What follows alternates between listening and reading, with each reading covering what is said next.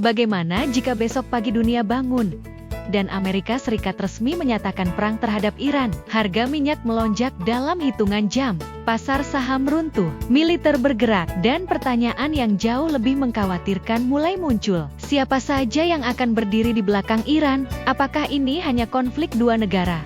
Atau awal dari krisis global yang lebih besar? Hari ini kita akan membahas secara realistis dan berdasarkan peta geopolitik dunia saat ini. Negara mana saja yang kemungkinan membantu Iran jika perang benar-benar pecah, dan dalam bentuk apa bantuan itu diberikan?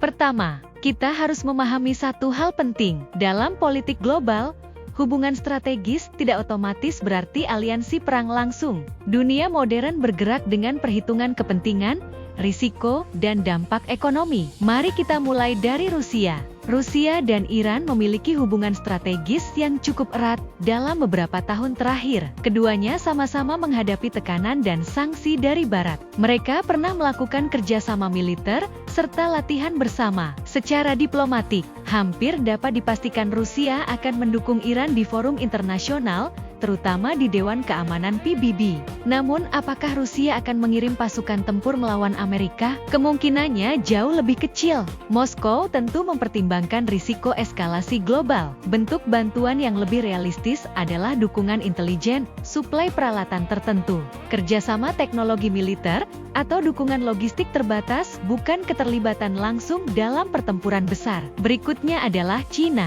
Cina adalah mitra dagang penting bagi Iran, terutama dalam sektor energi.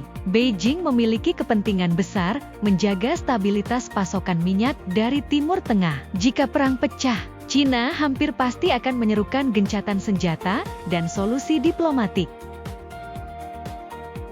Secara ekonomi, Cina bisa membantu Iran melalui perdagangan, investasi, atau dukungan finansial tertentu. Namun, keterlibatan militer langsung sangat kecil kemungkinannya. Cina cenderung menghindari perang terbuka dengan Amerika karena risiko ekonomi dan dampak global yang sangat besar. Selanjutnya, ada yang sering disebut sebagai proxy forces atau kelompok sekutu non-negara. Iran memiliki jaringan kelompok bersenjata di beberapa kawasan Timur Tengah. Dalam skenario konflik, kelompok-kelompok ini bisa bertindak sebagai perpanjangan strategi Iran tanpa membuat negara lain secara resmi ikut perang. Artinya, konflik bisa meluas secara tidak langsung melalui serangan terhadap kepentingan Amerika atau sekutunya di kawasan. Namun ini tetap berbeda dengan negara besar yang turun langsung ke medan perang. Bagaimana dengan negara-negara teluk seperti Arab Saudi, Uni Emirat Arab, atau Qatar? Sebagian besar negara di kawasan itu kemungkinan besar akan berusaha menjaga jarak. Mereka memiliki kepentingan besar dalam stabilitas ekonomi dan keamanan regional. Perang besar justru bisa menghancurkan ekonomi kawasan, terutama sektor energi dan perdagangan.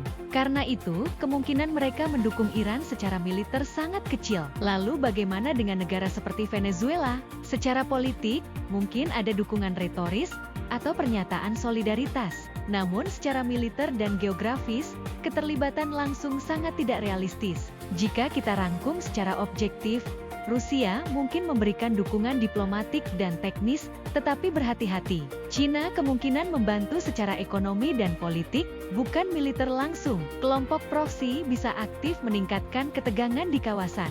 Namun tidak ada indikasi kuat terbentuknya aliansi militer global besar yang siap bertempur langsung di pihak Iran.